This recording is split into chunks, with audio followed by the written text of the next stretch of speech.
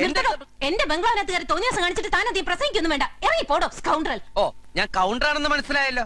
അതെ, ഞാൻ ഈ കൊടയിലെ ചിന്ന കൗണ്ടറാ.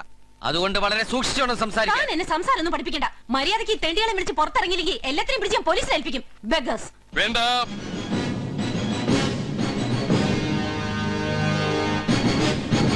What you say?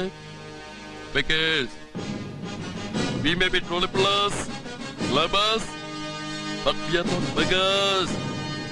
If you utter the word beggars once upon a time, I will pull out your tongue. Jayan അങ്ങാടി സിനിമയിൽ പറഞ്ഞ ഡയലോഗാ. മതി.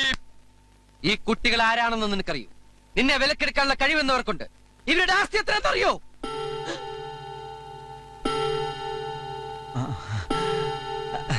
Thank you.